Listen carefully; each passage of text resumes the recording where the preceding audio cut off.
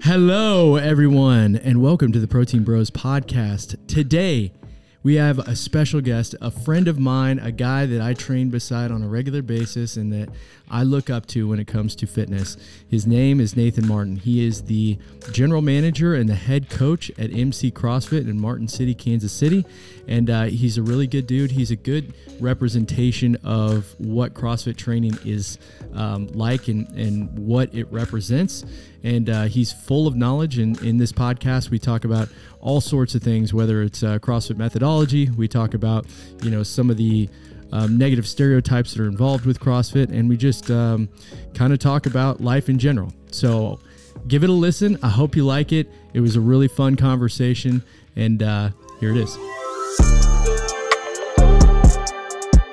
All right, guys. So today on the podcast, we have a guy who makes me feel bad about my mobility on a regular basis. Also makes me feel bad about my aerobic capacity on a regular basis. We all have one. Yes. And somebody who I've had the pleasure of competing with and learning from on a regular basis as well. The one, the only, Nathan Martin. Welcome, dude. Thanks for having me. Yeah. Thanks for coming on, dude. I totally intended to bring that gold belt buckle that we got a couple years ago, and I was going to wear it. I forgot it. You're kidding me. You got a belt buckle? We got a belt buckle from the Warhorse Games in 2020? Yeah. 2019? I don't know, something like that. It was over there at T-Boone Pickens Stadium, wasn't it? I think it was the last time that they did it there.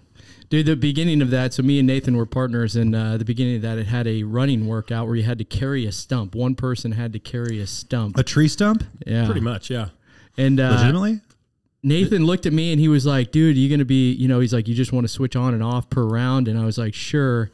And it only took one round for him to be like light years ahead of me and just be like, dude, give me that stump. I'm just going to carry it the whole time. And that's when I knew I was in for a long weekend.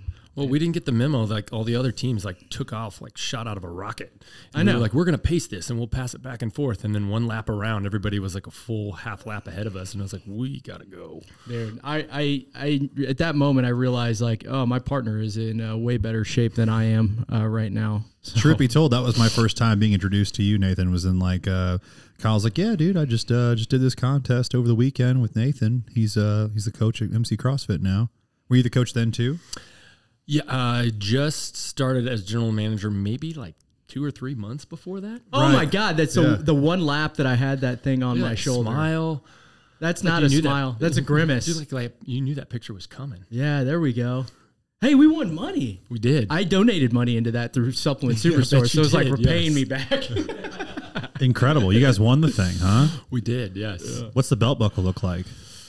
Does it actually have the Warhorse logo on it? Big. I put it in. That's pretty dope. Or my wife put it in my bar, so sometimes I see it. I'm like, oh yeah, there we go. Yeah. So yeah, Nathan's the head coach of MC CrossFit. How long you been coaching CrossFit, dude? Coaching CrossFit, it's going on 5 or 6 years now. Wild. MC CrossFit, we've been around since they first opened, and man, what an awesome group of people. It'll be, MC CrossFit's been around at least 6 years in May, because we had our 5-year anniversary last year. So my first post of in MC CrossFit was in 2017, and Grant is in the background of the post that I made. Old Panda. Me and Panda in the back of the in the post that I made. So I thought instead of just getting into, hey man, what's CrossFit? And the old boring way of explaining CrossFit, I Googled this morning. Oh, no. I Googled what is the negatives or what's so bad about CrossFit. And I came across a guy named Lucas James. Now, Lucas James is a celebrity trainer. And Lucas James has some things to say about CrossFit. And I thought it would be fun to go through his points and see what your opinion is on these points, because I think at one point in this article, I actually read that he said that you can die doing CrossFit. So I thought it would be fun to go through here. It's a good start. And see what your opinion is on these points. If you don't know Lucas James. If you can refute them. Oh, no. Let me tell you about Lucas James. He has been featured in US Weekly, Bravo, CBS, and the Wall Street Journal of Media, TMZ. Yeah, it seems like on the internet, on the interwebs, there's plenty of people that get mad at CrossFit. They don't like the pull-ups, the kipping pull-ups. People get really livid, pissed about that. Yeah. Let me read you the first one, and then we go switch it back and forth. Is that cool, Kyle? That works for me. All right. Number 1, CrossFit is a fitness fad. While others are amazed by the benefits of CrossFit, some think of his training as a fitness fad. That is very dangerous and poorly implemented. So should you or should you not try this training? I must say that you better think twice before you give it a try. Think twice. That was his professional opinion as a celebrity trainer. Think twice. What's your opinion, dude? Is it a fitness fad? Is CrossFit a fitness fad, and should people think twice? Well, I'd say we're past the fad stage. Certainly 2003, 2004 is kind of when it all started. CrossFit's turning 20. Been around, yeah. It's getting ready to turn 20. They're still killing it with deals with the likes of Noble. Brands like that have sponsored them in the past, like Reebok. Yeah, I think the important Nike thing has their own CrossFit shoe. Yeah, is just like in the world of supplements and just like in the world of nutrition, is things are cyclical. So you get popular CrossFit will always be there. It'll go through points of more popularity, less popularity, more popularity, and on. But I do think that there is a new wave of people who are in the training space who are interested in being athletic, and I think they kind of gravitate towards CrossFit. Oh, and I think the big thing, Kyle, like you just mentioned it, if you came from athletics, where can I get that competitive feeling every day? Exactly. That is true. There's nothing like it, man. I have to get my heart broken every day. It's either that or you put on the Orange Theory, chest thing and look at the scoreboard as you're jogging. Yeah, that's true. That's kind of how I got into it. I was looking for some type of competitive outlet, once realized my athletic days were over. There was a trainer at the 24-Hour Fitness that used to be here in this Ward Parkway Mall that's no longer here. He at the time he was doing like handstand walks and muscle ups in 24-Hour Fitness. I'm like, who is this crazy guy? Handstand walks is kind of a showboat, isn't it? A little bit, yeah. He was showing off up and down the just a slight flex in the hallway. Yeah, people are running on the treadmills and the recumbent bikes, and here he is just walking on his hands, and we're like, what the? For people who are listening to this, Nathan just kind of glanced over it, but he was a very good football player. He was actually, this is crazy, an offensive tackle, correct? Or were you a guard? It's center was the main position. Oh, you're center. My bad. We had some injuries, and I moved to tackle, and I played tackle for a couple years in college, and then guard for a couple of games, and then center for a couple years. So how old are you now? I am 35. So you are the same age as Jason Kelsey. You are Jason Kelsey. You and Jason Kelsey are about the same person. 5-time All-Pro. I'll tell you right now. I have my hair now. I heard he doesn't have any hair on his head anymore. He got some hair. Here's the truth, though. You can snatch more than Jason Kelsey, and you can walk on your hands, and Jason Kelsey cannot. That's true. That's very true. Yeah. So next one, I'll cover the next one. So number 2, CrossFit is inherently a badly designed training. Based on different reviews, CrossFit is unquestionably effective in keeping dieters in shape. However, the program is badly constructed, and there are too many errors that need to be corrected before it is considered safe and efficient. This is not to mention that one of the main mentalities among CrossFit community members is no pain, no gain, an approach that can be very unhealthy and causes people to overwork their bodies. Modern research suggests that pain during a workout is, in fact, not a good sign. And it is a signal from your body that something is wrong. What do you have to say about that, Nathan? I have never heard anybody in CrossFit say no pain, no gain. But that is an old school saying. Can we start doing that? When you're looking like you're dying, I'm going to be like, no pain, no gain. Well, there's a lot of pain in there. I think it's crazy that it's saying that working out, you shouldn't feel pain. It's like, I guess, what kind of pain are you talking about? Are you talking about like joint pain? Because you're going to feel pain in your muscle tissue, and you're definitely going to feel pain in your lungs if you're trying to build aerobic capacity, correct? Well, and then it's like that old coach saying is like, are you injured or are you hurt? Like, yeah, you're going to get uncomfortable. But that's the whole point of CrossFit is broadening your margins of exposure. So you're just getting out of your comfort zone. Yeah. But you're going to know your body better than anybody else. If you're in pain and something is wrong, stop. Yeah. We're not going to keep going. Give people a basic understanding of the CrossFit philosophy real quick, or like how you would describe it to people when they come visit the gym for the first time. The basis behind CrossFit, I mean, the three things we use to grade a CrossFit program is safety, efficacy, and efficiency. And even mentioned it up there. I think something about safety there a second ago, but like how many people are making it to the finish line of your program, right? And if you're in charge of a gym, how many times a week are people coming? Are people always hurt? Or, you can't get the positive adaptation from whatever that is if you're injured. Yeah. And being injured it sucks. Mm-hmm. And then we talk about the efficacy is the program doing what it's designed to do, what it says it's going to do? If it says it's going to make you stronger, is it making you stronger? If it's going to improve your aerobic capacity, is it doing that? And then your efficiency, the time and rate of the return. Yes, you're getting stronger, but it took 10 years to do it or something like that. So, and there's a careful balance between all of those, right? You kind of want to push the limit just a little bit, but you got to know your limits where you're not pushing it too far to where you're always injured or you're always hurt. But you still want to see the benefits of that program and you want to see yourself progress as well. Yeah. One of the things I really like about CrossFit is what was it on Tuesday? We did that longer, endurance workout, you and me, after we got done training. Yeah, zone 2. So you do like zone 2 training. You also have strength training basically every day. And then you're going to do some kind of workout of the day. But the workout of the day can be, it varies a lot. Yesterday we did pretty much everything that was handstand related and shoulder related. And then you do some that are really, taxing as far as the aerobic capacity. Sometimes you do ones that are heavier. There's lots of variation in it, which I think produces a really well-rounded athlete.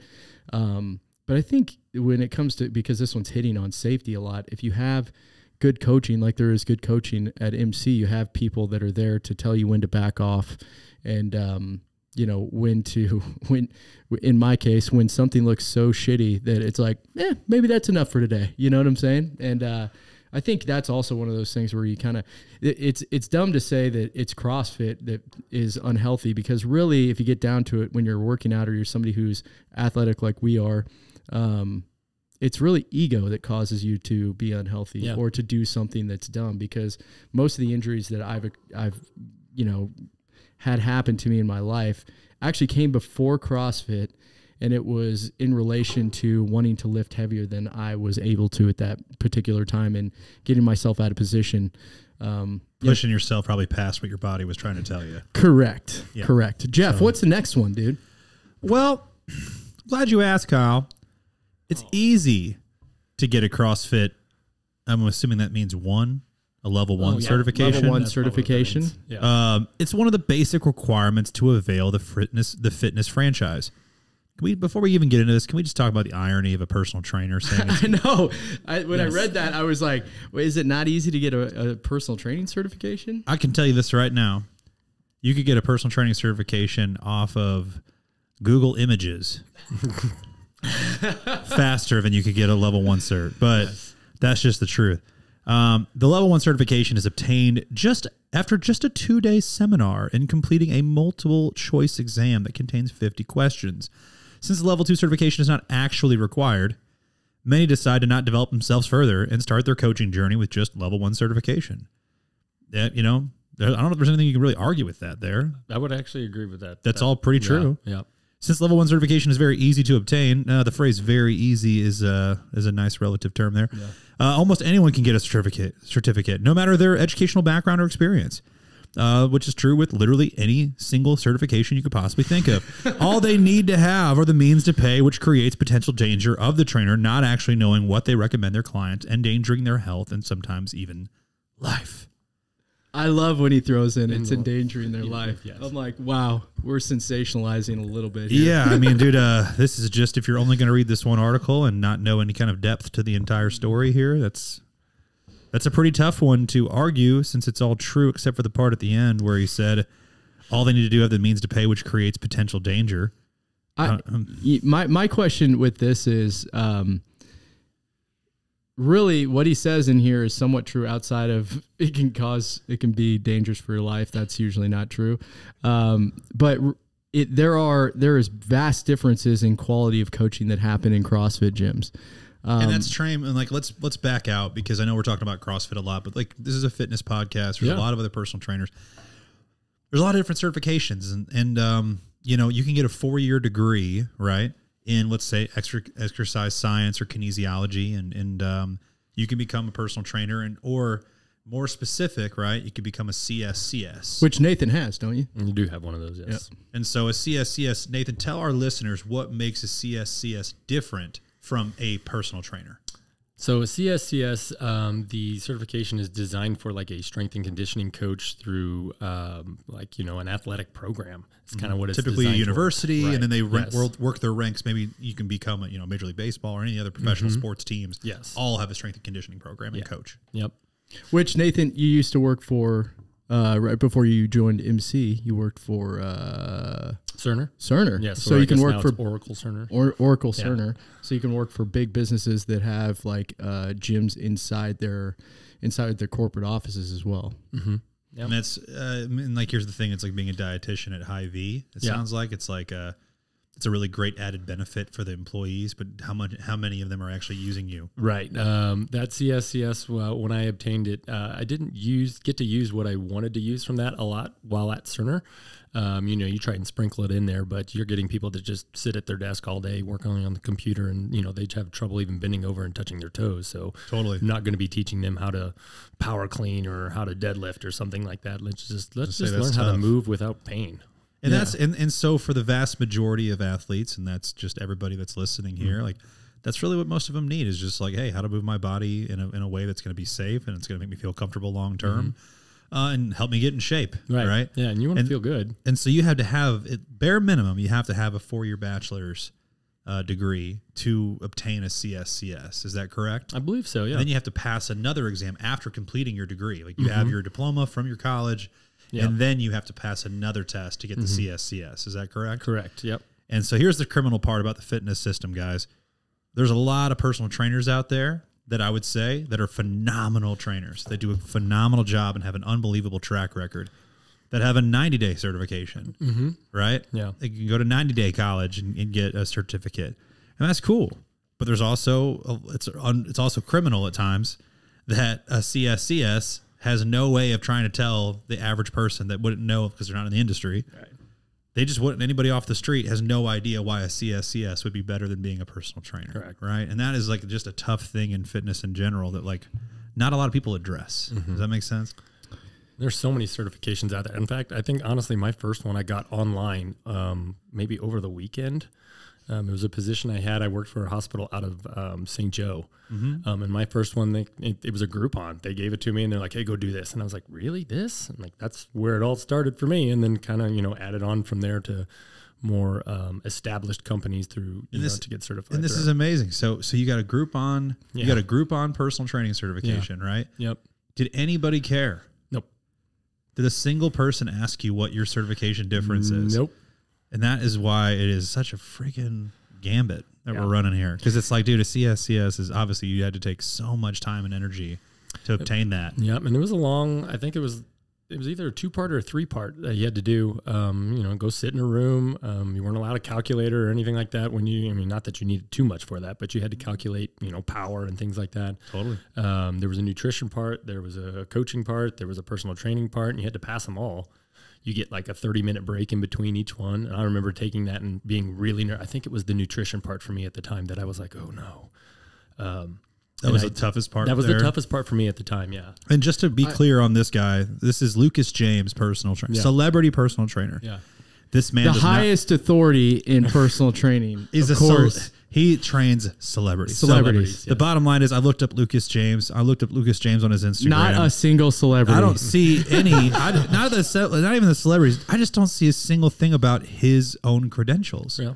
I don't see if he's a CSCS. I'm just saying, for him to be damning a weekend certification from a CrossFit level 1 certification, just know that his profession, if you're listening, is the easiest certification you could possibly obtain. You could get it off a Groupon. All right, that's it. I got a question for you. So really, off my soapbox, because we just talked about with CrossFit gyms, there can be wild variances in the quality of training that you're receiving. MC has, I think, such a good coaching staff, and it's also just, you got, Fritz, and you got Sherry, and you got, Sean, and you got Toya, who's a high level athlete, and you got so many different personalities and also so many different people with different strengths. what is your philosophy behind getting kind of everybody rowing in the same direction and also having the same standards as far as the way classes operate? That's a good question. We want to find, we're picky with our coaches, right? Obviously we would like some certifications and some experience behind it. But even when you have those, it doesn't mean you're good with people, right? We got to have those people skills as well. So having the mindset of like our overarching goal at MC is we want to, what we do inside the walls of MC, I want to enhance what you do outside the walls of MC. If you're so sore or so hurt from the things we do inside that you can't go out and hike or walk your dog or, you know, rock climb or whatever, then we're doing something wrong. Now everybody's going to have their individual goals. And, you know, if your goal is to compete in CrossFit, yes, you're going to have to do a little bit more within the walls of the gym. But if I've got members, you know, that just honestly want to get stronger, lose weight, and look better naked, then we can do that without doing squat snatches or without doing handstand walks and things like that. And we can tailor the workout to their needs. But it's really with our coaches, they have a really good relationship with our members and knowing them not just as CrossFit athletes, but like outside the gym. You know, they know what their kids do for fun and, you know, what they like to do with their kids and, you know, how can this correlate over to improve your life outside the gym rather than just, hey, I want the top score on Sugar WOD today. Yeah, we always say people don't know or care what you know until they know that you care. Yeah. We actually did a class today, and that's one of the points that we make in it. And I think MC is really good because you have coaches who know people beyond, you know, just what they're doing in the gym. They know their kids. They know like what they do for work. You know, they're actually like kind of like family to them. Right. And that way, if there's something they're doing in a workout where you're like telling somebody to tame it back and you have that relationship with them, they know it's coming from a point of like, I care about you. So I'm telling you to, you know, to back off, or I'm telling you, hey, maybe, you know, let's back off the weight and just work on technique because, you know, I care about you. And I don't, you know, it's not super important that you're squat snatching, you know, 5 pounds more than, you know, what you did a month ago today. Right. It's more important that you're able to like, you know, feel good, you know? Yeah. So I think you guys do an excellent job at that. Luke, what's the next one, dude? Oh, here we go. This is kind of the same one. There's many incompetent trainers who pretend to be experts in their craft. Are we talking about CrossFit still? Yes. One of the problems with CrossFit is closely connected with what I mentioned in the point above. There are just many people who offer such workouts. Since it is very easy to get certified, there are many incompetent trainers who continuously teach the wrong forms and make training videos which show numerous errors which comes to the combination of exercises. When it comes to the combination of exercises, I swear I can read. Inadequate trained CrossFit coaches can be dangerous if they don't fully understand the risk associated with what they are asking their clients to do. Do you see this ever happening? Never. No. I don't really see. I mean, the whole thing with this guy, he's making it seem like when you go into a CrossFit gym, they're trying to get you to max out your a lift that you've never done before as soon as you walk in. Yeah. This person has obviously never heard of scaling. Nathan, can you explain to us what scaling is and why you use it so much in a gym like a CrossFit gym? Right. So scaling, and you know, it's a lot of times it gets a bad rap or bad word. So a lot of times with our members, I'll use the word tailor. But we care more about what the workout does for you, or the benefit of the workout than the actual workout. The stimulus, on the board. If you will. Right. The stimulus. Yeah. So, you know, if Kyle and I do the same workout and he does 400 pounds more than me and he finishes, this has never happened, but and he finishes 10 minutes faster than me and his heart rate got up to, and depending on the stimulus of the workout, but his heart rate got up to like a 5 out of 10. And mine got up to an 8 out of 10. He was faster and he did more weight. I got the better workout. Right. And it's about, you know, I could throw 600 pounds on the bar and be like, hey, I want you to deadlift this 10 times. You know, 99% of America is going to waste 10 minutes trying to pick up that one barbell. But if I put 100 pounds on it, then you can get that, you know, that stimulus from that workout or the adaptation, the benefit from it. Yeah. Push yourself harder. Right. You know, this one again, like, will you scroll back up a little bit, Luke? This one again, like, I think that from my experiences with CrossFit, it's not about, you know, the part where he talks about like these videos that are showing like improper technique and this and that. I don't see nearly as much as that, especially if it's an actual video to showcase technique. Yeah. If it's happening in the background or something like that, that's one thing. But I think the only thing I've ever seen with CrossFit, especially during the craze, whenever it was, there was a lot of boxes opening in a small amount of time, probably like 10, 10 or so. Yeah.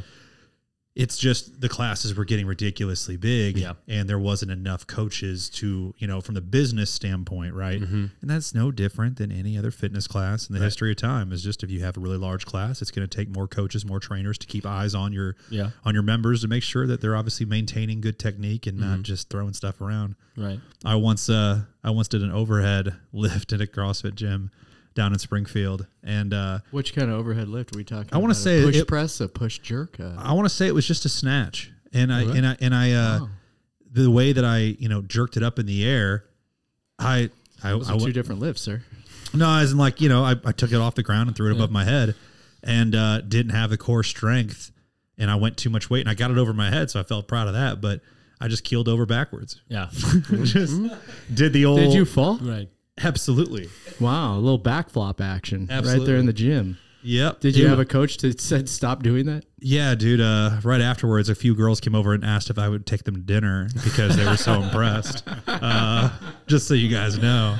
But yeah, So you pick up chicks in a CrossFit gym. Yeah. Oh, ladies, did you see that? 155 snatch where I fell. Yeah, my gym crush ran over. Are you okay? And I was like, I see what you did there. You mean I did that on? I mean, I didn't even. What do you mean? What do you mean? I did that on purpose. Like. It worked, Winnie Peppercorn style. Right, there you go. I mean, all CrossFit is it's a specific kind of HIIT class, right? And there's thousands of different kinds of high-intensity interval training HIIT classes. We just incorporate Olympic weightlifting and gymnastics, which a lot of them won't. It's just a different style. And then, when we have people that join MC, we have a fundamentals program that if you've never done Olympic weightlifting or, basic gymnastics, that we require that people go through that, one, so they don't get hurt. The learning curve is much less when you join into classes, so you're not just looking around and you're watching people do all these crazy things and flipping upside down on walls, and you're like, what did I get myself into? So you spend less time learning in class, and you can really focus on what you're doing rather than just trying to figure out what's going on. Yeah. I think this would be a good time to kind of talk about, what's the difference between CrossFit as a sport versus CrossFit as a training methodology? Yeah. And when people YouTube and you see CrossFit on YouTube, you see the CrossFit Games, and that's like the 1% of that. It's like 1% of 1%. Right. Crazy. Exactly. Yeah. The 99% of CrossFit are the moms and dads and the accountants and the engineers, honestly, that just want to get fitter, lose weight, get stronger. And this is just one way to do it. But like I said, it's about tailoring the workout or tailoring the intensities so that they can get that benefit from that workout. And you can do that without squat snatches and muscle ups and handstand push-ups. And I've, honestly, of our members, we have a large chunk not doing that, and that's okay. Right? If that's their goal and they want to get to it, then yes, I can provide some scaling progressions to get there. But when in your life are you going to walk on your hands outside the gym? It's a cool party trick, so is a pistol squat, but, I would rather you be able to squat on and off the toilet and, be able to put something on a shelf or pick your kid up and throw them up in the air if you want, something like that. So that correlates to your everyday life. CrossFit is constantly varied. The definition is constantly varied functional movements performed at high intensity. So, and functional movements is a very broad term. But it's like I said, we want what we do inside the walls of the gym to enhance our life outside the gym. So how can this help me outside the gym? Yeah. Which, I think CrossFit's great because it has a built-in constant, it has built into it a couple different things. Culture, one, when you sweat together with people, it creates some, a sort of buy-in to want to keep going and want to, it just builds a feeling of like, I can't let the people down that I'm, working out with because they're going to kind of hold me accountable. It's overcoming struggles together. Yeah. Right. Shared suffering builds bonds, right? So correct. It's kind of like that team, and, CrossFit is mostly individual. They do have the team aspect. But, when you're in the middle of a workout and you are outside your comfort zone and you're sweating and your heart's beating through your chest and you look over and the person next to you is going through the same thing, and you're like, oh, I'm going to quit. And you look over there and they're not going to quit. And it's like, all right, well, I'm not going to quit because they're not going to quit type of thing. So it's a more of a positive, reinforcement thing. when you're working out with people, and you build those bonds with people within the walls. Yeah. And then the second thing is that you have, like you were talking about, like walking on your hands. It's like people, come into the gym, they see somebody walking on their hands, and it's cool to see somebody over the, a year's time or 2 years time work up to that and get their first, who was it? Allie that got her first muscle up in the open? Yeah, I think it was ring muscle up. Ring muscle up. Yeah. And it's like, that's such a cool moment because, they've worked very hard to get to that point. They've done the right work to be able to do that in a workout, and to see somebody get something like that, that's what keeps people motivated. And you can do that with regular weight training. Obviously there's numbers that you can hit, but it's a lot different when it's a totally different movement, and it's something that you in your head don't feel like you would be able to accomplish, or you never thought you would be able to accomplish, which kind of super intimidating for a lot in the beginning to look at things like muscle ups and ring muscle ups. When am I ever going to be able to do such a heavy thing? snatches where you don't fall over? Totally. I'm just saying it's awesome that she was able to do that, and that's what makes that program so fun, because you have this whole entire rooting section for you. That's my favorite part, is like, whether it's CrossFit or, powerlifting or whatever it is, like, when that person achieves that task, it's really cool to watch and see, but to watch the people around them. Like a couple years ago in the Open, we had a female athlete get her first bar muscle up. And she cried afterwards, and it was right at the end of it. But you watch everybody around, and everybody around is jumping up and down, and they're like dogpiled on top of her after that. And it was like, that was the cool aspect part of it. They didn't do anything. She did all the work, but watching them react, because they went through, those weeks and those months of workouts with her as she accomplished that goal. So, and like I said, that's not just CrossFit, but that's anything. Watching somebody achieve, and you get to, you're just happy for them. Yeah, and awesome. Like I said, I think it's just one of those unique situations that happens in CrossFit more often than other gyms, personally. I don't think we need to spend as much time on the rest of these, but CrossFit can kill you. Shit. So, I mean, like, we've all seen Final Destination, so can everything else. Keep going. What was the number 6? We didn't listen, dude. He needs to refute this. CrossFit can kill you. All right, like, you don't build too much muscle with CrossFit. People that do CrossFit quite a bit, I'm gonna be honest with you, I don't think you need much more muscle than that. Yeah, they look pretty muscular to me, but yeah. This one, I got a question for you, Nathan. Why do you personally train? I've never asked you that before. Yeah. Well, like I said, it started. I'm just reading this thing out loud to myself. I'm sorry. It's just the most unbelievable. Like, they're like any high level CrossFitter ever, right? Just imagine in your head. Just Google high level CrossFit if you're at home. If the reason you're working out is a 6-pack and muscular build, CrossFit is not the right training for you. Yes, it can keep you in shape, but it's not designed to pump up your muscles, even though you have more volume than any other training of all time. Pump your muscles to make your body perfect for summer. So he's saying that, it's got to make your body perfect for summer. So if that's your goal, CrossFit's definitely not something you should consider. There are many other programs that will give you the desired results. Man, I can't think of anything that's going to make you more in shape, more fast. And just to be clear, for our listeners, if you've ever seen the movie 300, guess what every 300 Spartan did before that movie? Yeah, Jim Jones had them all doing CrossFit before CrossFit Jim was cool. Jones. Nice. I haven't heard that in a while, but yeah. I mean, he also started a cult. That's different. Yeah, Jim Jones. Okay. Yeah. But Jim Jones was the guy that did everybody's training for the movie 300. Google that. You want that body for summer? I think you'd sign up pretty quick. Yeah. Moving along, CrossFit can kill you. Yeah, but back to what I was asking. Sorry, where were we? Obviously, CrossFit can get you in pretty good shape. I would argue, though, that with any kind of training methodology, getting in good shape, and if you're considering good shape, lean, is just predominantly your diet. Like, you can be. I've gone through doing CrossFit where I've gained a lot of fat, and I've gone through CrossFit where I've gotten really lean. I do think that the training volume that's involved in CrossFit type training makes it easier to get lean because you're burning more calories throughout the day. Your body is in a metabolically flexible state, which makes it easier to burn fat as a fuel source. I think that, it is a training methodology that makes it easier to lose body fat than traditional bodybuilding type splits where I've done in the past. But I think that really that, like, trying to sell people on the idea of, CrossFit's not the right thing if you're trying to have a beach body. I don't know if that lands. Well, so much of CrossFit is also based on performance. Yeah. So there's we've got several athletes at MC that you would look at, that don't look like they would do CrossFit, and they do very, very well in our workouts. Yeah, that's very true. And it's not just performance in workouts either, but it's just being able to do the things you want to do outside the gym. We've got a lot of runners. We have a member that just recently, I hadn't seen in a while, and I was giving him a hard time for not being here, and he ran the Boston Marathon 2 weeks ago. He's like, I took 2 weeks off, and some of the other members was like, no, you didn't. You ran the Boston Marathon. And I was like, yeah, you need 2 weeks off. Go ahead. My bad for asking where you've been. Like, but that dang, is really cool though, is that is the epitome of what, somebody who is training CrossFit can do is the methodology is programmed in a way that if you want to go run, I mean, a marathon, you probably need to do a little bit of running on top of CrossFit workouts. But if you want to do a half marathon, I have done this on no training. You can do a half marathon just by doing CrossFit every day. Yeah, it's doable. Yeah. But anyways, back to what I was saying. Why do you train specifically? What makes you, like, for everybody who's listening, Nathan is constantly training. More than it looks like. You're a busy person, yes. But I would say you do like endurance work on top of typical CrossFit workouts. You're doing extra strength work.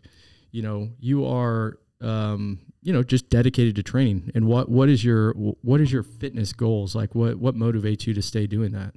I mean, at this point in my life, it's more of, fighting off the dad bod, but it's more of a mental outlet for me than anything else. Yes, I want to be able to run and jump and be strong and be able to do I want my kids to watch me and learn from me.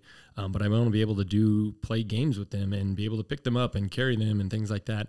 But mentally, it's, it kind of levels me out. If I don't get out and do something or sweat every day, I feel on edge. And that's just me personally, but it kind of, like I said, makes me a normal person if I get out and do something.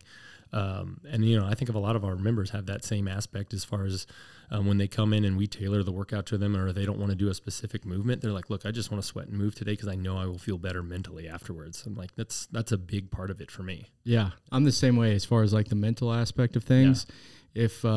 If it's almost like my day, I can't feel good about doing other things unless I get some kind of sweat going. Yeah. It kind of clears my head. And it's why I like training at noon, is because you wake up in the morning, you're kind of clear headed in the morning.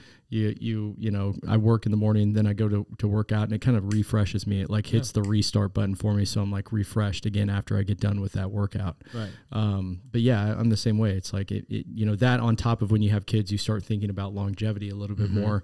And I think that, for a long time, I was more interested in like the egotistical aspects of lifting and working out. And I think, in the last probably 3 years or so, I've kind of tried to change my mindset and, lowered weights a little bit, not gone for as many ego lifts, and then just really focused on trying to improve aerobic health, and be more in shape and feel better. And, if I'm going to do something like hunt, I want to be able to, walk for miles and miles and miles and feel good. And I do, and there's been times in my life where I've been throwing out decoys, or picking up decoys, and I'm gassed, and that doesn't happen anymore, which is awesome. Yeah. It's really cool when you see how it helps you, fitness in general, when you see how it helps you outside the gym. And you don't see that all the time. We had a alumni golf tournament not too long ago, and it actually got canceled, but a bunch of buddies of mine just went up and shot off at the driving range, and I'm awful at golf, by the way. Dude, I bet you can crank a golf ball, though. I was getting it out there, and that was one of them. They were like, how are you hitting it so far? And I was like, well, I can't really bend. I don't know. But I'm like, I can hit it way out there. So, that was like, and the guys I was with, hardly any of them work out or do anything, fitness related. So it was like, I didn't want to tell them, but I'm like, well, maybe you guys should like move around more. Yeah. That would be such a subtle asshole thing to say. These are all former football players as well. So yeah, but they're all like 30, 35 years old. You're like, hey, maybe you guys should consider moving around more. Mm-hmm. Well, if you played football with them, it went something like this. Hey, you quit being a bitch, and why don't you go to the gym? If it's anything like the guys I played football with. Most of them are golf players, so their swings were much great. Better. Yes, so their swings were much better than mine. They're like, dude, we come play golf, a couple times a week, so that's got to be enough. Yeah. I've been reading a book. Actually, I finished it a couple weeks ago, and it's called Outlive by Peter Attia. And in that book, he has a stat where he said that 77% of people who of Americans don't work out at all. They're 70? sedentary. 77%. 77. Yeah. So, which is crazy because you think about it, we're so engulfed in the fitness industry. We think that, you know, people usually are doing some kind of working out, but like the majority of people actually do not work out, which is crazy. And working out, especially doing like we were talking about zone 2 cardio, is the number one thing. He has some stats in that book where he talks about how much better it is for longevity and expanding lifespan than any other drug that's on the market. It's twofold more better for you at basically reducing mortality than any other drug that there is on the market, which is insane. He's basically just saying, like, if you're interested in living a long time and you're not doing like zone 2 cardio, he's like, you're not really that interested in it. Which to me, like I said, I didn't really care about that until I had kids. And then I'm like, oh, you know, I want to be able to not only like be there for my kids, but also be there for like their kids, you know, because I see the relationship they have with their grandparents now. Yeah. And I'm like, man, I want to make sure that not only do I have a good relationship, you know, with my grandkids, but it's a relationship, like you were saying, where you can pick them up and throw them in the air. That means a lot to me. And I think that, you know, the training we do now, it's weird to think about that because we're relatively young, but it's like that's going to pay off long term. Well, for our listeners, Kyle, what is zone 2 training? What is zone 2? Well, you got to ask Nathan. Well, I think zone 2 is technically not, you can't base it on heart rate. It's about lactate. Basically how well you clear lactate. And I'm not exactly sure on the threshold. It's longer. Lactate or lactade? Lactate is lactate is like a milk substitute. That's what you said. That's what I thought you said at first. I said lactate. Lactate. Okay. It's basically just on a broad spectrum. It's, you know, it's a longer, lower intensity style aerobic based fitness. Basically, what we're doing. You know, we talk about being able to have a conversation while you're doing it. You know, it's not like a normal conversation. It's a little uncomfortable to talk, but you're still labored, if you will. So let's say like I'm on a treadmill, right? Right. And you know, this is like a classic, you know, Globo gym. I'm standing on this treadmill, and the treadmill will say, you have like aerobic, and then you have like fat burning zone. Oh, geez. Right? And the fat burning zone is like in this lower impact, like lower heart rate. Yeah. Is that what you consider being the zone 2 threshold? Like 120 beats per minute, but it's not based on heart rate? Yeah, I mean, it could be in there. The thing about those, you know, machines, even, you know, the ones we have in CrossFit, when they, you know, they tell you where you're at, is like they never ask for height and weight, and, you know, they're just, it's generalized type of thing. But not all the variables are present. Right. You know, if we ride on a rower or a bike and it says you did 120 calories, did you really burn 120 calories? Most likely not. Oh, yeah. Yes. Same with your Apple Watch and your Fitbit and everything else. I think technically being in zone 2, you know, when you have enough lactate buildup where in your muscle tissue where you feel like it burned and you have to slow down, you're officially out of zone 2. You're in zone 3 at that point. So you basically are supposed to keep the pace at a pace where it's hard enough that, like I said, it's causing you to, if you had to have a conversation, it would be a labored conversation, but it's not so hard that you would have to slow down. It's basically a pace you could keep for a pretty extended period of time. Yeah. And like, I mean, in that book, he recommends doing 150 minutes of that per week. Damn. So it's a lot of zone 2 cardio. That's actually why I liked, you know, when I was doing 75 hard, it felt really good. I felt like my aerobic capacity was really good because I was doing zone 2 cardio every single day. Was this, so you said 150 or 120? I'm sorry. 150 minutes a week. So be clear, like let's say I'm doing like a stair climber, right? That's a classic one that I could stay in that zone. That'd be 5 30-minute sessions a week. Yeah. That's a...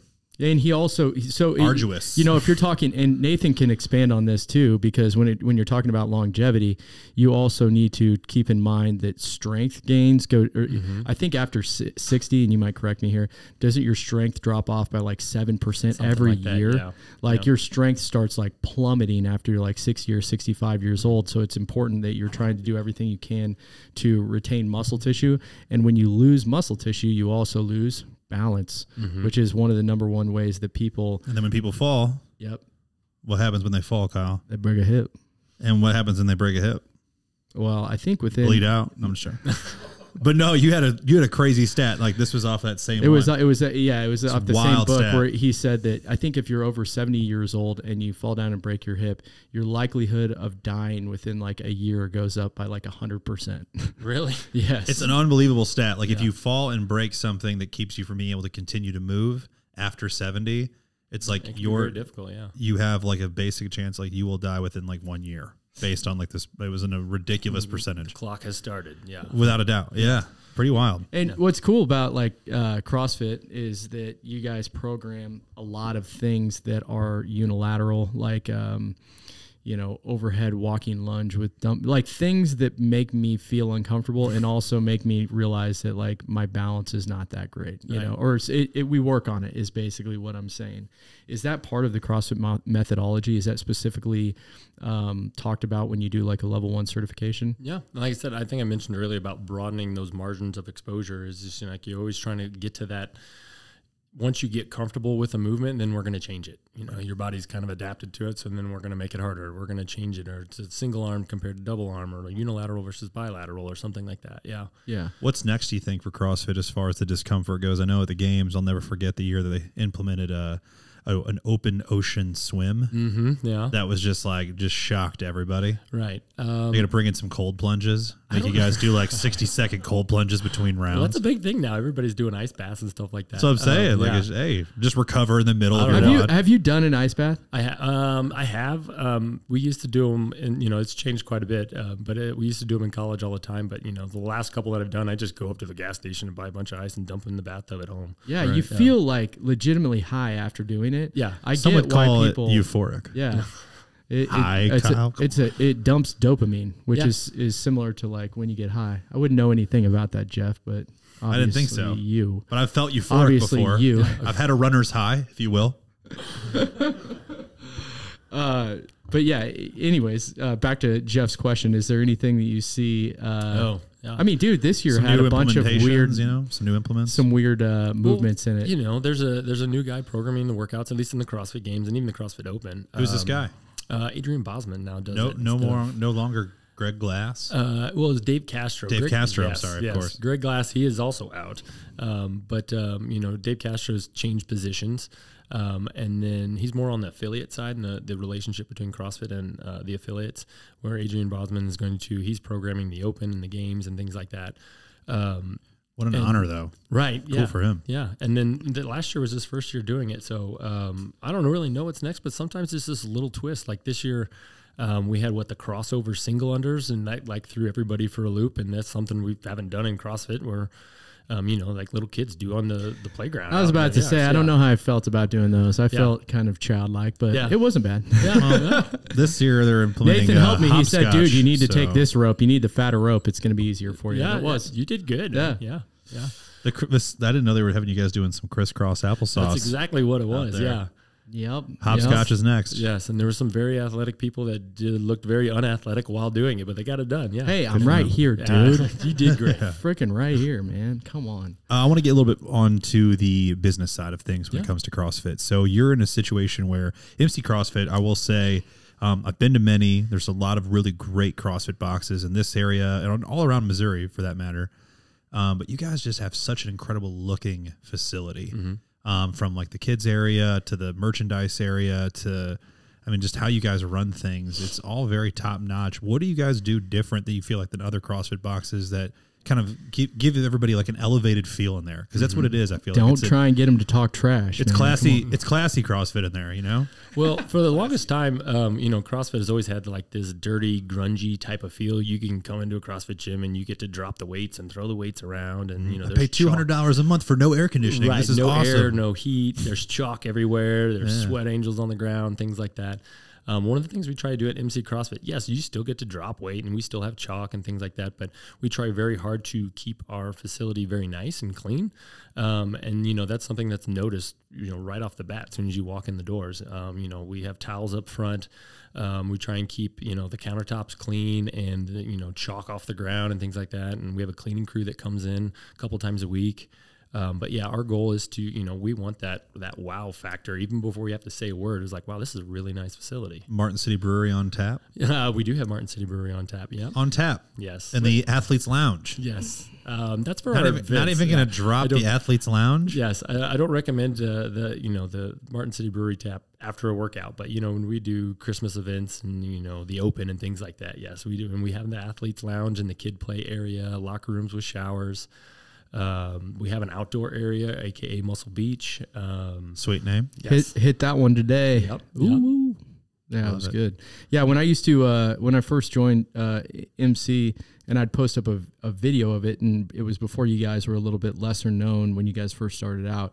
I would get so many people, and I was working in the stores. I get so many people be like, "What gym is that, man?" Like, because it has really bold colors. It's orange, which I think was a really smart thing to do, and it just looks like you said, it looks way different than other CrossFit gyms. It looks way cleaner. It's completely elevated, and you guys are very strategic with your partnerships. You guys now have, branded clothing on Lululemon clothes. Yes, how the heck you swing that? Is So- this a Roan shirt that you're wearing right now? This is a Roan shirt. Yeah, look at that. You know that.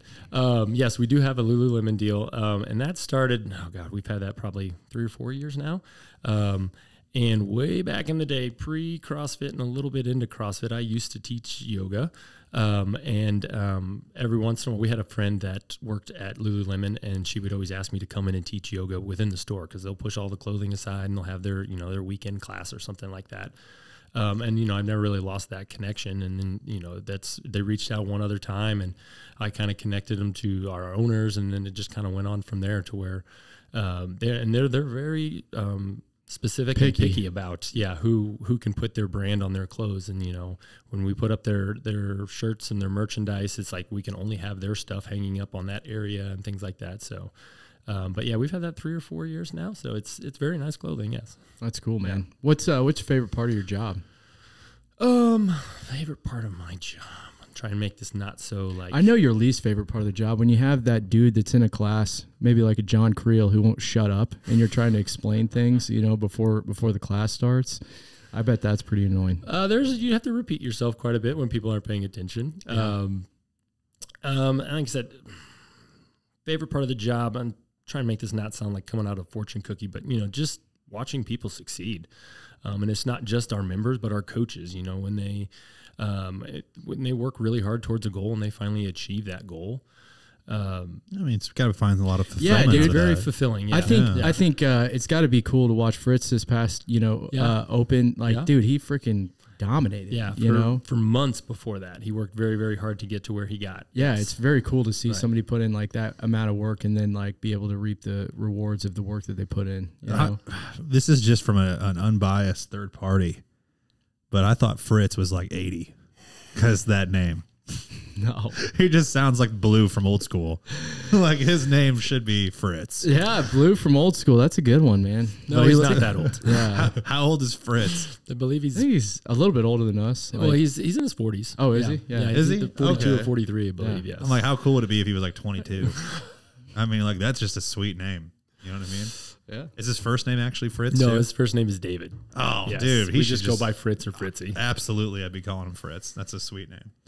Yeah, I think that's got to be a rewarding part of the job, is being able to see somebody that puts in a lot of work and accomplishing those things and being able to like recognize them. Which you guys do a really good job of posting people on social media when they hit some kind of big milestone.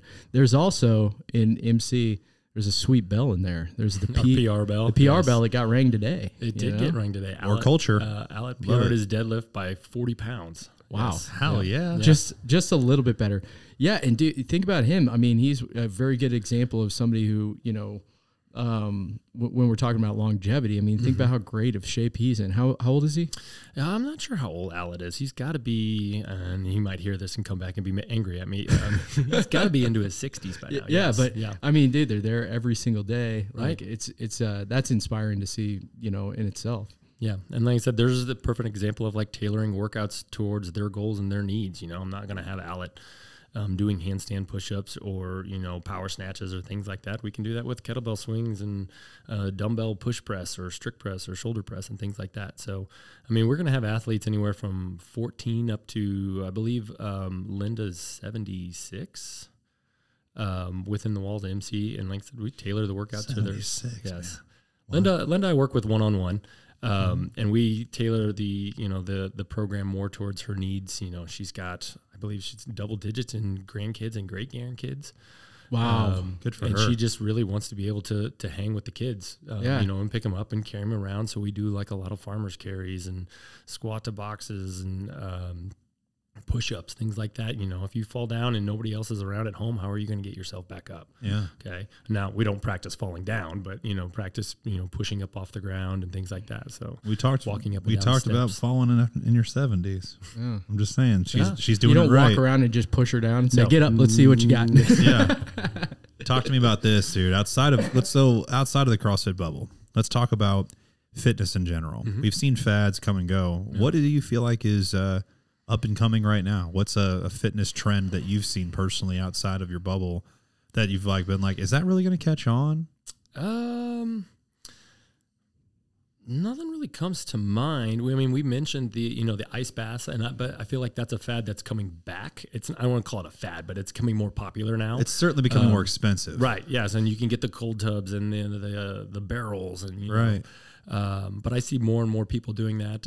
We've got some members that during the winter they got a lake and they just go sit in the lake. Yeah.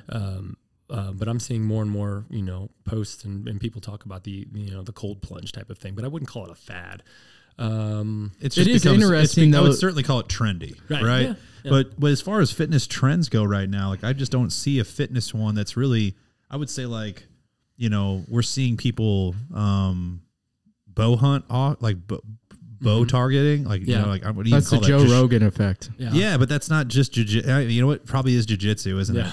That's Yeah. probably the trend now. That's a very popular one. Yeah, very trend. Dude, when you got women doing jiu-jitsu, you got people that are in their 50s doing jiu-jitsu. Right. That seems pretty trendy. I'm trying to think of anything else that's I wouldn't have thought anybody would be doing that at a high level, but here we are. Right. Pickleball, super trendy. You talk to anybody that does pickleball, and the first thing they say is fastest growing sport in America. Oh yeah, yeah. Oh yeah. They make sure to let you know. It's really big ping pong. Now bigger it's fun, ping don't pong. get me wrong. Yeah. Smaller tennis, bigger ping pong. Kind of in the CrossFit world are branching out of it. The tactical games I think is kind of cool. Oh yeah, it's coming back. Yeah, that's cool. I feel like it's growing. There's a lot of people within CrossFit that's kind of shifted towards that. And I know you guys had Hepner on not too long ago talking about it as well. So yeah, dude, freaking outdoor games champion. Yeah. I think that is because people are so into tactical, like the shooting aspect of things. Hashtag stay ready. Yeah, I think I think for real though, that sport zombie apocalypse training. Right. Yeah. I think he said that in our podcast that he thinks it's going to continue to grow, and he's on the edge of the sport continuing to grow. I think he's right about that, dude. I think I'm dead serious when I say this. This is going to sound a little iron, tin hat maybe, but the amount of uncertainty with just how things are going politically with how we have AI coming on strong. I think the more and more people are going to be thinking dude, I can't rely on anybody but me. Right. I need to stay ready. Yeah. You better believe I'm gonna be the best shape I've ever been in, and I'm gonna know how to use a weapon, and I'm gonna be ready. Are you gonna the militias are forming? Is all I'm saying. Are you gonna have a robot, or are you scared of the robots? Dude, I have 5 Alexas in my house right Dude, now. Hold on, he's got an Alexa in our office, and sometimes I'll be sitting in there working, and thing will pop on. Guys, look at the TV. Alexa. Yeah, I don't like that, dude. Don't like it at all. So is that thing listen to me? Can you hear me? What if I'm talking shit on you, dude? I can't have that thing listen to me. Dude, it's sometimes I'm in the middle of we're eating dinner or whatever, sit down as a family. We have the original Echo, Echo 1, right? The big tall cylinder sitting in there. Got it as a Christmas gift in 2015. Still works incredible, by the way. Anyways, that thing will just go off and start talking to us for no reason. Sorry. Works incredible. Yes, sorry. Totally creeps me out. No. It's sorry, I didn't hear that. And you're I wasn't talking to you. Yeah. And I wasn't saying anything that even comes close to the word Alexa. Yeah. You can also change the name. I don't know. This is also kind of comical. You can change those to addressing them differently, but there's only 2. You can either call it Alexa or you can call it computer. And they're we know you don't want to say that shit. Yeah, so you're going to say computer. Alexa. Yeah. They won't do it. We just know you're not going to say computer. You might as well call it unicorn or something. No one wants to be hey, unicorn, middle of their, so I don't know. I don't know what's going to happen, but all I'm saying is these outdoor games, I feel like it's going to pick up even more steam purely from the doomsday crowd. Right.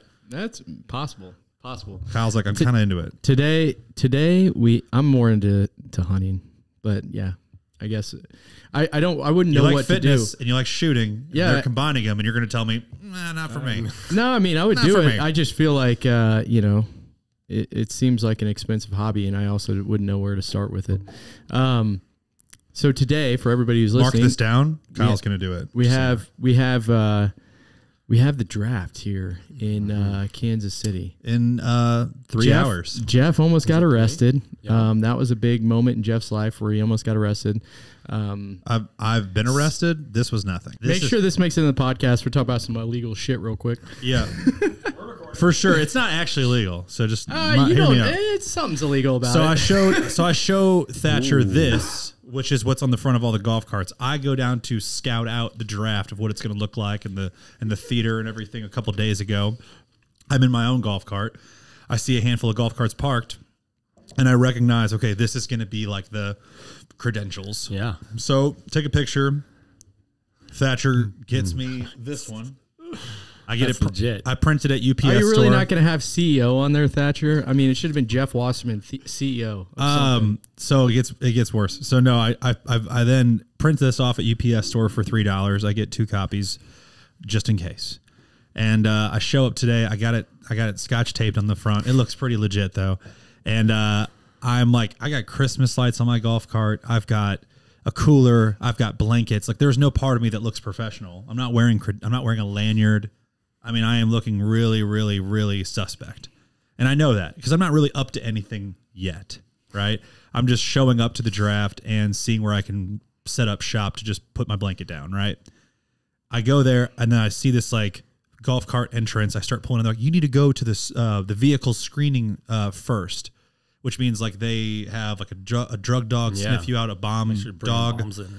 100%. So like they did all the things. So I come around to the screening, and they're like, the drug dog didn't find anything on you? Not at all. Wow. Nope. Wasn't bringing nothing. So I go around You had it keistered. Nice. I don't even know what that means. Only drug people know what that means. You know what that means. So I go around this like roundabout, and there's like a whole lane of like officers. Very intimidating presence to be showing up to if you're trying to pass yourself off as something else. So I go around this like area, and it's just me by myself, and I'm like, oh, dude, like this is not like the level of like I want to go through. Like if it's like one security guy, this is like 5 cops, drug dog, like it's just too much. It's like you're driving in from Mexico. So I pull in, and I'm just like honest, like this is not what you're used to in the normal parade that you're certainly used not, to certainly not. through. None of the other things I've done. So they're like, and there's no place for a golf cart to fit in. Like it is straight up like you're not getting past.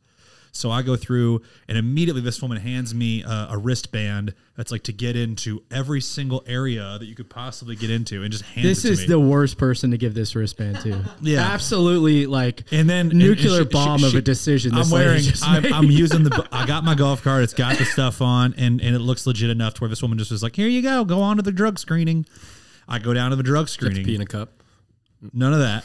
But did you bend over and spread your cheeks? I didn't know what the vehicle screening was. I thought it was like you have to have credentials, you have to like check a box, you have to like look at a clipboard, whatever.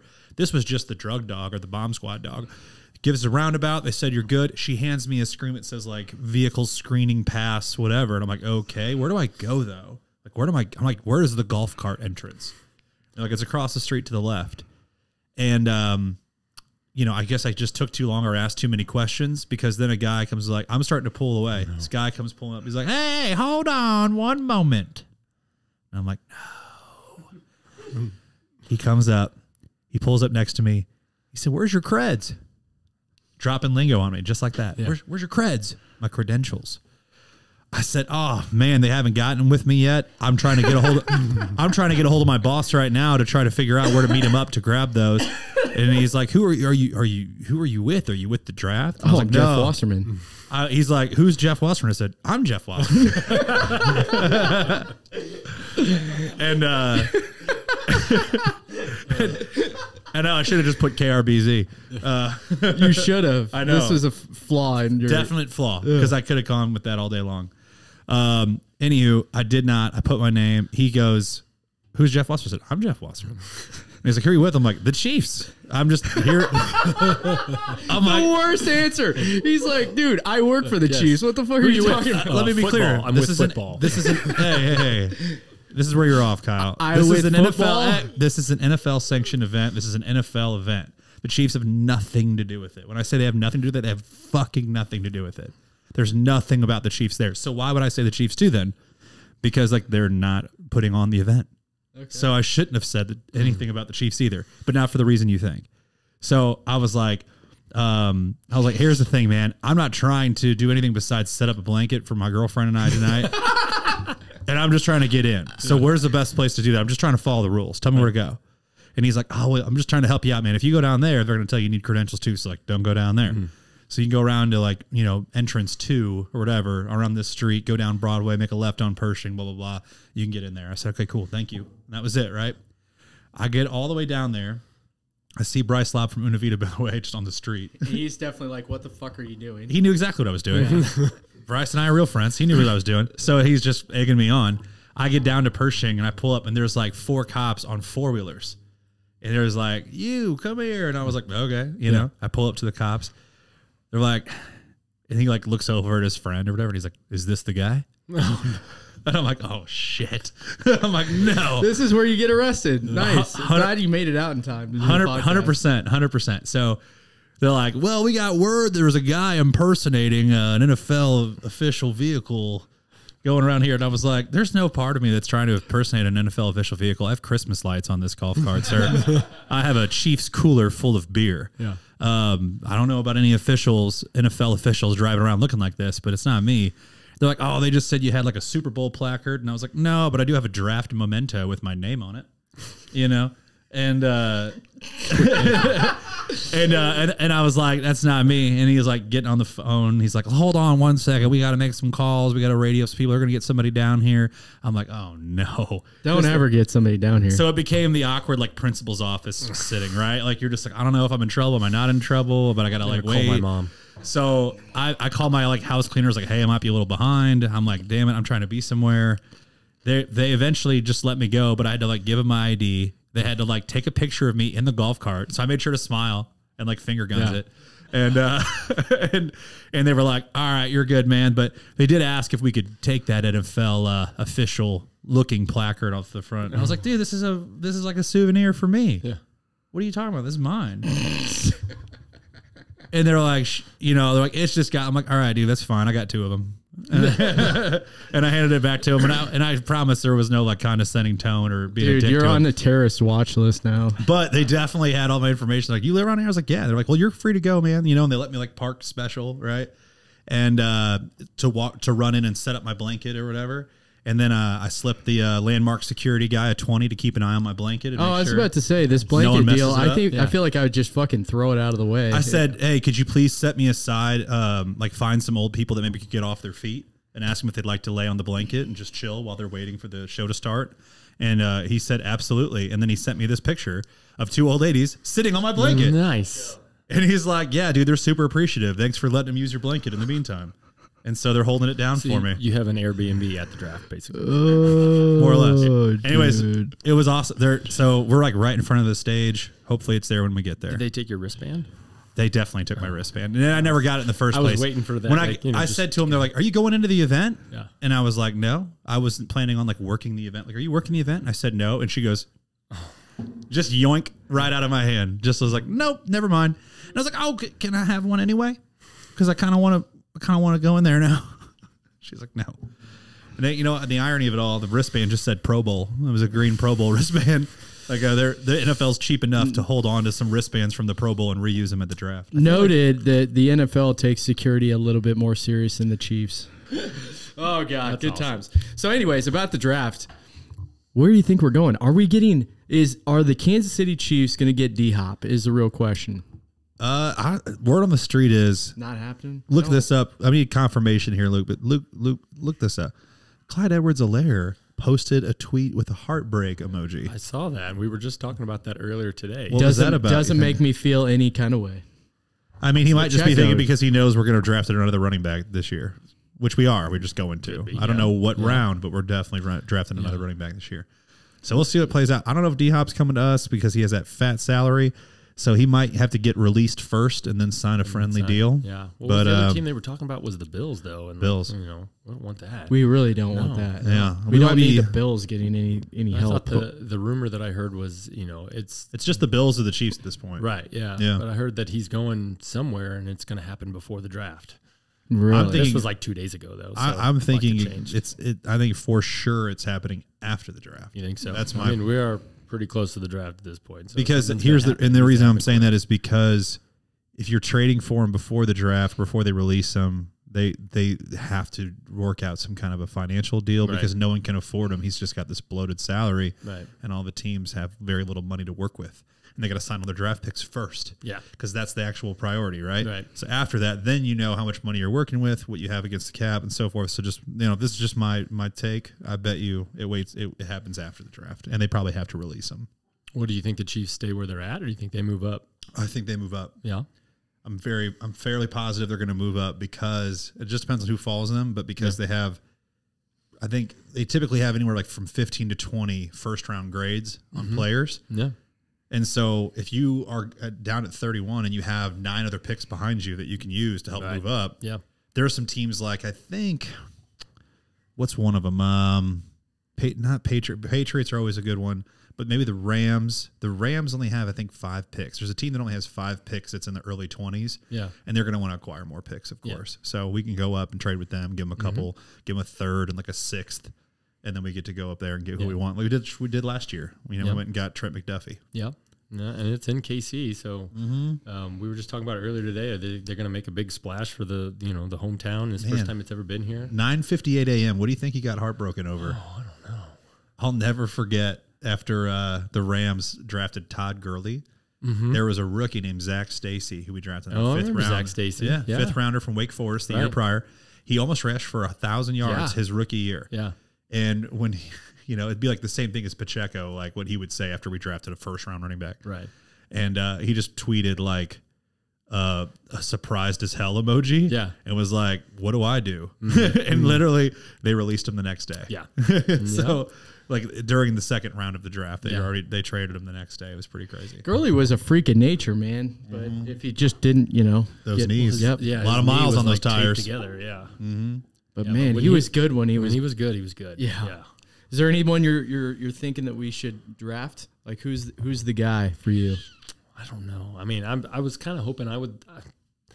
Within the draft, it's so hard because, nothing's a sure thing. And I'd rather have a player that's established or, if we need to trade somebody, like a established receiver or something like that. So I'll be honest, I haven't paid a whole lot of attention to college football. So I don't know a lot of the guys that are coming out, the big names.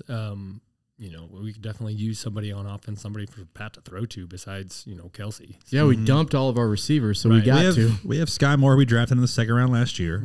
We have Kadarius Toney, who was a 1st round draft pick 2 years ago. Yeah. So I think you got 3 receivers in the form of Kelsey, Moore, and you got Kadarius Toney that can all, make an impact. Yeah. So we'll see. I think they're going to get one more piece, but they already signed Watson.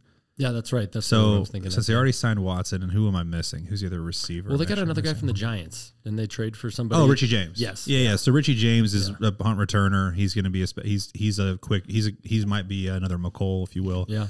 So I think these are the 3 players. Mark my words. It'll be Zay Flowers. Yeah. We could trade up to get Zay Flowers. It just depends on where he falls. Yeah. Mazzie Smith, I believe his name is Mazzie. Might be saying that wrong. Don't quote me, but he's what are these positions, Jeff? So wide receiver Zay Flowers from Boston College. His weird knock. He's only 5'9", and he's probably really actually 5'8", if we're being honest. And he's super quick and agile. Big possession receiver, like somebody to replace Juju, even though he wasn't what we were expecting him to be. Totally, yeah. I think that like I'm with you on that. Like it scares the shit out of me to have another tiny receiver, right? Another. The Chiefs love him, right? DeAnthony Thomas, McCole Hardman, Tyreek, so on and so forth. But they end up usually doing pretty well for us. Yeah. So Zay Flowers, he's not some guy that's going to be on the outside. So I don't know how that works out. But like he's apparently just like a god when it comes to route running. And Travis Kelce was like gushing on him on NFL Live and was just like, that dude runs routes like crazy. So I'm sure he'll just be always wide open. Right. You know what I mean? And that's who Mahomes loves to throw to. Is the person that's just going to, and I can just imagine him now, like when the stuff breaks down, that dude's going to get wide open. Right. So I think I used to not like that idea of us getting Zay Flowers, but now I'm kind of hoping for him. Yeah. There's also Jordan Addison from USC. If he falls to us, we get, but Mazzie Smith's D tackle from Michigan. He would be the absolute best pick. I think. Yeah, we need a D tackle. And he's like a dude that's a strong interior rusher, but also can play DN. and he's like there's some kind of athletic scale that they go off of, and he on like somebody's list of like freaks to watch on NFL Draft, athletic freaks. He was number 1 rated. At D tackle from Michigan. What's he projected to go at? He's projected to be a late first rounder, early second rounder, and then there's also Darnell Washington, who could be a ridiculous pickup for us from Georgia. He's a 6'7" tight end that decided to start playing tight end like a few years ago. Right. He's a massive dude. We've got some good tight ends. Right. Yeah. So that's to say, they think because this is a super like deep draft for the tight ends, they might pick up a tight end. So I mean, it might be the year to start grooming somebody. Right. Right. So we'll see how it plays out. Now, you are in Martin City. Yes. You live there. No. Where do you live? Lee Summit. So you're close. And there is a Martin City brewery in there is a Lee Martin Summit, City brewery, to be yes. fair. Yeah. So we ask everybody this.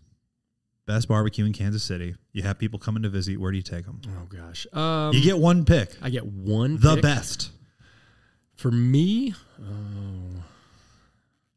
it's going to go between either Joe's or Q39. Gun to your head. Gun to my head. Gun to your head. I'm probably going to go Joe's.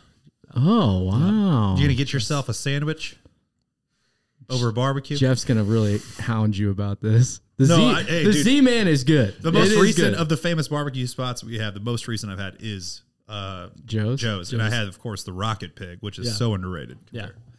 And it's phenomenal. But I still think, I'm like, it's a sandwich place first. Would you agree? That. Someone said this to me. Someone was like trashing Joe's over, which is not a negative thing. It's just it's more of a sandwich. It's more of a lunch spot. You're not going there, even though everybody probably have like amazing ribs and burnt ends. But if your most famous thing is a sandwich, it's like, well, now you got a lot of other things in the mix, right? Now you got bread, you got cheese, you got onion rings. I do like. It's not just the meat, you know. If you're talking about barbecue places that have ambiance, I would rather go to like a Q39 where they're actually going to like come give me a menu, versus like standing in line. Right. But if you're talking about meats, Arby's, right? Arby's. We have the meats. Talk about meats. You're talking about meats. Talk about Arby's. Arby's. Now that's some good branding. Arby's, dog. Yeah. Well, cool, man. Appreciate you coming on, dude. Is there anything else you want to let everybody know or promote, or you want to throw out your Instagram or MC's Instagram? Oh, man. I don't even know if I know my Instagram handle. Oh, you got it. Okay. Nathan M. It's like in R Martin or something like that. It made it such long ago. Oh yeah, it is Nathan. Nathan M. Wow, Jeff, secret admirer. Almost like as if I appreciate details. There I was even going to guess 65, but I didn't want to commit because I was like, he wasn't born in that year. But No, hey, the old football number. That's real quick, we got to throw this out because Nathan, what was the rogue challenge that you did? The bike one? Yes. Oh god, it was 5 minutes for max calories. 5 minutes for max calories. How many calories was it that you got? I'm gonna guess it was like 144, maybe. Oof. 144. I think that's it. If anybody listening to this can beat that, I will give you $1,000. There were several people who beat it. They were like no, in the world. I'm like talking 9. about that's listening to this. There was 9 people in the world that beat you. Something like that. Yeah. There's not many people in the world that can beat this, and they're But I got a definitely not sweet listening to shirt this out of it, and that was podcast. probably about it. I didn't get anything else out of it. And you completely screwed yourself up for like a week. He I had couldn't a cough talk, for a and week. he had a cough. It was very bad for a week. Give yourself totally not rhabdo? worth it. Something, damaged something in my esophagus to where if I took too deep of a breath, I was coughing. For He like almost 5 died, minutes. is the thing. Yeah. Yeah. Pneumonia. Well, dude, thank you for coming on, man. Yeah. We love really you, Nathan. appreciate it, Thanks for having buddy. me. Thanks so much for being here, buddy. Yeah, it was fun. That is all. Hit the button.